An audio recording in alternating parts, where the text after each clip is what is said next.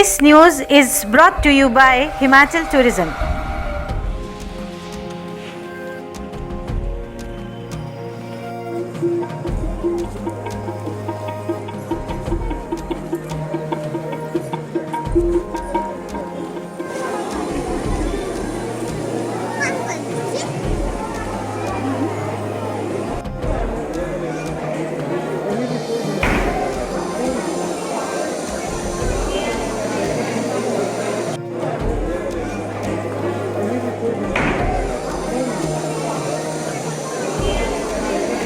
जिला सिरमौर के पांवटा साहिब में गुरु पर्व बड़ी धूमधाम से मनाया गया। पांवटा के ऐतिहासिक गुरुद्वारा में हर जगह पुख्ता प्रबंध किए गए थे। कोरोना संक्रमण के खौफ के चलते विश्व प्रसिद्ध पांवटा साहिब गुरुद्वारे में गुरु नानक देव जी का प्रकाश उत्सव कोरोना नियमों के तहत मनाया गया। प्रकाश पर्व पर नगर कीर्तन का आयोजन भी नहीं हुआ। कार्यक्रमों की शुरुआत अखंड पाठ साहिब से हुई। हालांकि कोरोना गाइडलाइंस का पालन करते हुए श्रद्धालु दर्शनों को जरूर पहुँच रहे हैं।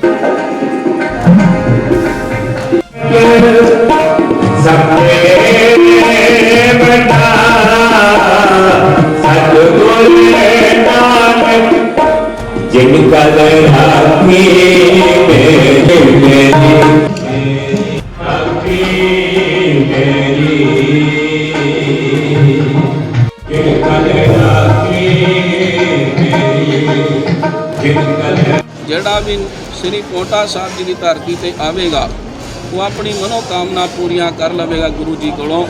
ये महान धरती है। इस पांवटा साहिब जी की धरती ते ही गुरु साहब ने 52 कवियां की रचना की। इस पांवटा साहिब जी की धरती ते ही साहिबजादा बाबा अजीत सिंह गुरु गोबिंद सिंह महाराज जी के बड़े साहिबजादे ने अवतार धारिया। श्री पांवटा साहिब जी की धरती तो 22 किलोमीटर ते श्री भंगाणी साहब गुरुद्वारा है, जिथे गुरु जी ने पहली जंग फतेह की, पहली जंग जीती है। तो श्री पांवटा साहिब जी की धरती तो 5 किलोमीटर की दूरी पर गुरुद्वारा श्री शेरगान साहब है, जिथे गुरु साहब ने खूनी शेर का शिकार करके उसका उद्धार किया। श्री पांवटा साहिब गुरुद्वारे तो 7 किलोमीटर से गुरुद्वारा श्री अकालगढ़ छोणी साहिब गुरुद्वारा साहब है, जिस थान पर गुरु जी ने पहले जंग की ट्रेनिंग अपने सिखा दी थी। इस स्थान तो ही कुछ दूरी पर गुरुद्वारा श्री पीरगढ़ी साहब है। उत्थे गुरु साहब जी ने हरिचंद नूं तीर दे नाल मार के उसनूं खत्म किया ते जंग फतेह की। अज श्री गुरु नानक देव महाराज जी की कृपा के नाल कलगीधर पातशाह के स्थान से श्री गुरु नानक देव महाराज जी का प्रकाश उत्सव दिहाड़ा संगतां बहुत श्रद्धा ते चढ़दियां कला दे नाल मनाण रहीआं ने। चुन करके राजा मेधवी प्रकाश ने कहा भी इत्थे साडे रहण दा इंतजाम किया जाए। उस टाइम जिन्नी छेती हो सके उन्होंने किले का इंतजाम किया, जिहदे विच सतगुरु महाराज जी का दीवान सजदा सी, फौजां रहिंदियां सन। सारा इंतजाम राजा मेधवी प्रकाश ने आप किया ते इत्थों रह करके सतगुरु महाराज ने पावन धरती के बेअंत गोतक किए। 52 कवि सतगुरु महाराज के पावन दरबार में सजदे सन। तो जो वो 52 कवि कवितावां गाउंदे सन, संगतां दे रूबरू हुंदे सन, तो उस वेले जमुना का जो पानी सी उहदा बड़ा शोर हुंदा सी। तो उन्होंने सारिਆਂ ने बेनती की गुरु कलगीधर पिता श्री गुरु गोबिंद सिंह साहिब महाराज सच्चे पातशाह जी नूं कि महाराज जी जदों असीं कविता लिखण लगदे हाँ या जदों असीं कविता सुणाउण लगदे हाँ, ये जिहड़ी यमुना है इहदा पानी बड़ा शोर करदा है। तो सतगुरु महाराज जी ने कहा कोई गल नहीं। उस दिन तो सतगुरु महाराज जी ने इस जमुना नूं कहा सी अज तो बाद तू इत्थों शांत होकर के भगना है। तेरे कंढे ते जिहड़ा कवि दरबार सजदा है, इस कवि दरबार दे विच जो बड़े आलम फाजल बड़े विद्वान कवि हिस्सा लैंदे ने, इत्थे बैठ करके कवितावां लिखते हैं। तो जदों तू शोर करदी है तो इन्हां दी कविता लिखण दे विच विघन पैंदा है। ते सतगुरु गुरु गोबिंद सिंह महाराज जी का यह हुक्म जमुना नदी जिहड़ी है उदों तो मनदी अज तक चली आ रही है। अज कवियां दा जो कवि दरबार लगता हुंदा सी, इसे तरह वो परंपरा हुण भी चली आ रही है। प्रबंधक कमेटी वालों अज भी इत्थे इस समागम नूं इसे तरह निरंतर चलाया जा रहा है। संगतां आ करके सतगुरां दे दरबार अंदर कवितावां सुणदियां हन ते आनंद माणदियां हन। वीर रसाड़ी होर सारी सतगुरां दे चरनां नूं नतमस्तक होण वालीआं कवितावां पढ़ीआं जांदियां हन। इस स्थान की विशेष महत्ता है जी। वाहिगुरू जी खालसा वाहिगुरू जी की फतेह। सर यहाँ पर इस बार भीड़ कम है, क्या मानते हैं आप? ये गुरुद्वारा श्री पोटा साहिब पातशाही 10वीं जो गुरु गोबिंद सिंह जी महाराज जी का जो बड़े साहिबजादे सी उन्होंने जन्म स्थान इतने क्या मान्यता है यहाँ पर, क्यों लोग आते हैं, क्या मनोकामना पूर्ण होती है?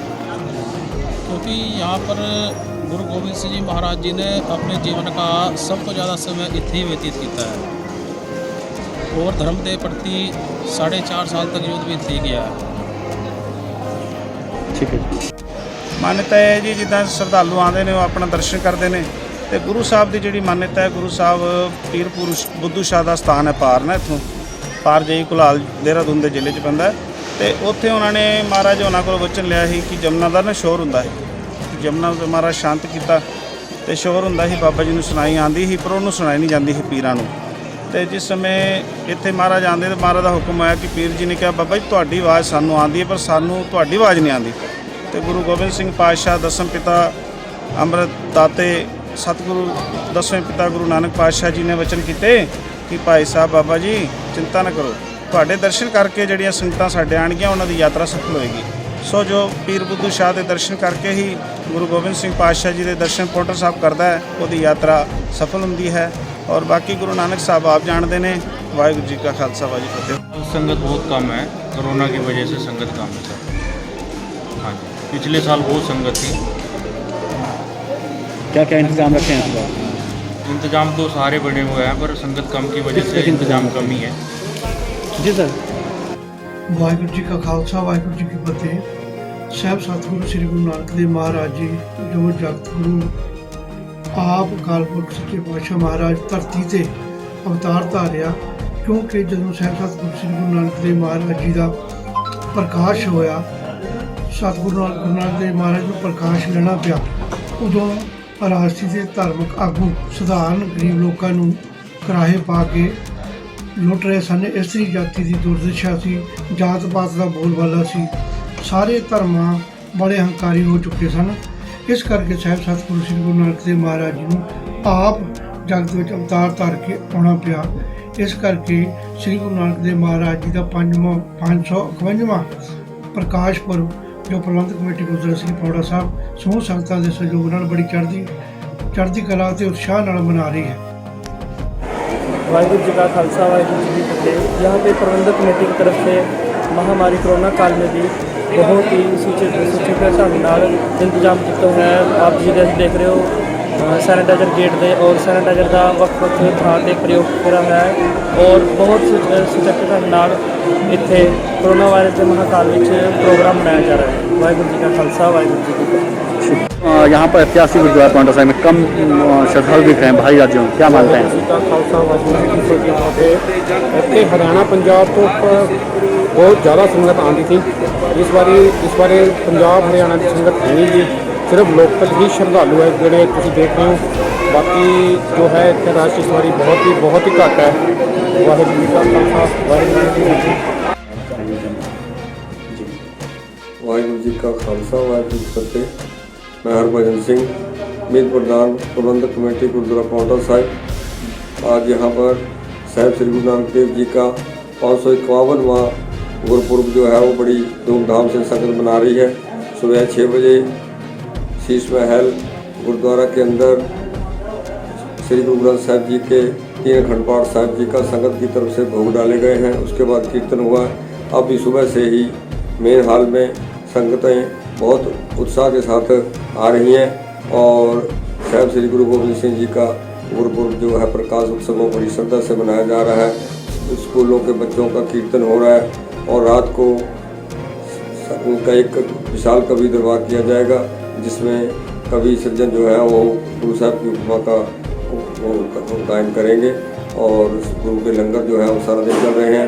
खास करके जो एक कोविड बीमारी चल रही है इसका जो है विशेष ध्यान रखा जा रहा है, जिसकी वजह से संगतों को कहा कि वो अपना डिस्टेंस रखें आपस में और जो है सैनिटाइज़र का प्रयोग करें तथा भीड़ भाड़ ना करें ज़्यादा। इस तरह ये सारा प्रोग्राम जो है वो चल रहा है। अब बहुत कम संगत आई है पिछली वजह से 1/4 भी नहीं है संगत आम की तरह, नगर कीर्तन भी नहीं निकाला गया कल इसी वजह से। और जो है संगत वो जो सरकार के जो आदेश है उसका पालन कर रहे। उनसे ये अपील है कि इस बीमारी से बचने के लिए खुद जो है वो आपस में पर्सनल डिस्टेंस रखें और जो सरकार की हिदायतें हैं उनका पालन करें, मास्क लगाएं और भीड़ भाड़ न करें। यही जो है अपना बचाव करें। हिमाचल दस्तक वेब टीवी के लिए पांवटा साहिब से धीरज चोपड़ा।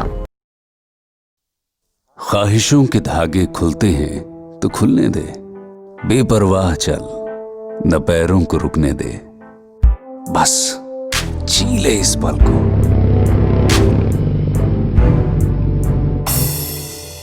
आवाजें जो कभी सुनी ना हो, जगहें जो कभी देखी ना हो, ढूंढ तो सही, तलाश तो कर, पता नई मंजिलों का मिल जाएगा। ठहर भी जा, वक्त थोड़ा खुद के साथ भी गुजार, सुकून की छांव जहां सुहानी हो, जहां की खामोशी भी रूहानी हो, दिल जहां आकर कहे कहीं और जाने को दिल ना करे। हिमालय का दिल हिमाचल